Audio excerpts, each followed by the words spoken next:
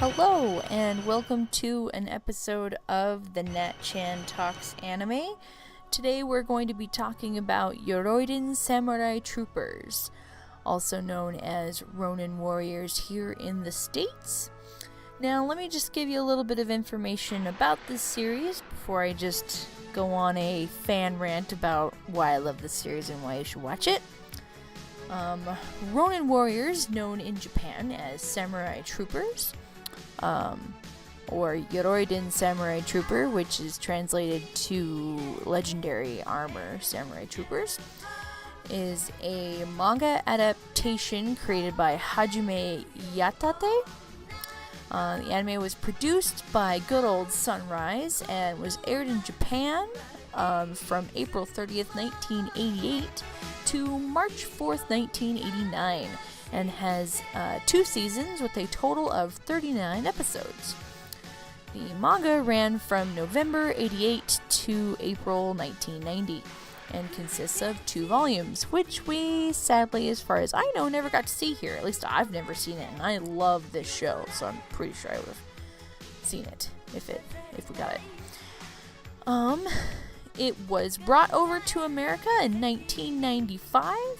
Appeared on quite a few networks, and of course in the later 90s, early 2000s, it was aired on Cartoon Network, which is where I saw it, and I fell in love with this show right from the get-go. It's really, really cheesy, because, 80s dub, 90s dub, but it's the kind of cheese that you can love. It started coming out on DVD in 2002, and then in 2014, Discotech Media announced that they would be releasing the series again. They would be releasing Yoroiden Samurai Troopers, so they'd be doing the original Japanese version with no plans to release the Ronin Warrior version. Discotech has also licensed the OVAs, so yeah, check those out. Its 2 opening songs are Stardust Eyes and Samurai Heart, and the 2 endings are Far Away and Be Free. They are super 80s, but you know what? I love those songs. They are so great. Let me give you the premise of the show.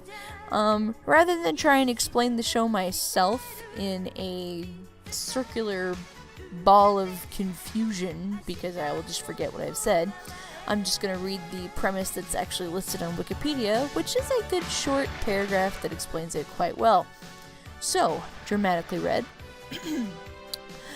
Tulpa, the Dark Lord of the Netherworld, is bent on conquering the mortal world, because when are they not?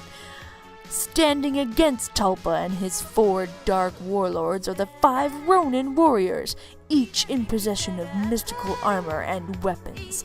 They are assisted by Mia Koji, a young student teacher, and a mysterious warrior monk known only as the Ancient. They forget to mention a couple cool people there, but that's okay. You'll see it if you watch the show. But yeah, that's the premise of the show. You have your evil demon lord from the Neverworld who's like, I'm going to take over the planet, blah blah blah, and I will have all the living souls for myself, and these are my dark warriors. And then you have the good guys who are led by the Ancient. So it's a classic good versus evil that you would normally get in that era of anime. Alright, so I'm going to show you the transformations for the main characters, and I'll talk a little bit about each of them. So this is Ryo. His name actually stays the same in both the dub and the subtitled version, Ryo Sanada. He is the armor of Wildfire in English, or oh my gosh, I just forgot the Japanese name for it. Give me an uno momento. So Rekka, there we go. I remember. Obviously, he's the red one. And then we have Sage Date, also known as Seiji Date. I think I like his name a lot. He's the green one. He wears the armor of Korin.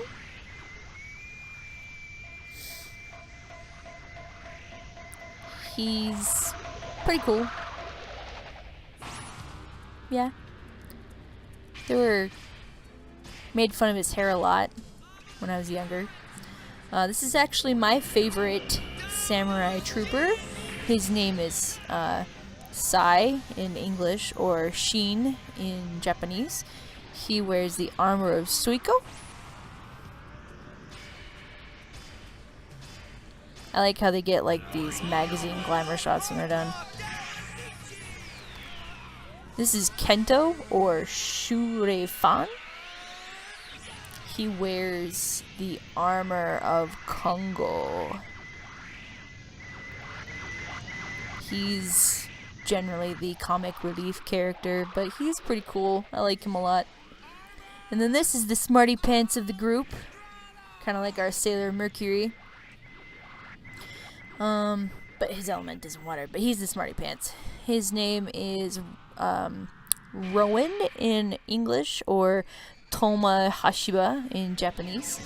He wears the armor of Tenku. And then this armor is the upgraded armor that Ryo gets later, called Kikute, or the white armor. I always thought this transformation was really cool because his under armor goes that dark blue and black, and then the white armor burns onto him. Dun, dun, dun, dun. Anyway, I love the music in the show. I love the show in general. Okay, here's our introduction to the bad guys. Who are you? Now the crazy thing is their names are totally different in Japanese, except for the fact that this first guy, Anubis, the guy after him, his Japanese name is Anubis. So it's kind of confusing if you aren't sure whether you're talking about the dub or the sub. But these guys are pretty cool. This guy, in fact, actually is my favorite character in the series. You gotta watch it to find out, though. Actually, Anubis. Warlord of Venom. I am Deus, Deus has a Warlord cool of voice. Illusion. Dun dun dun! It's classic melodrama. It's so good.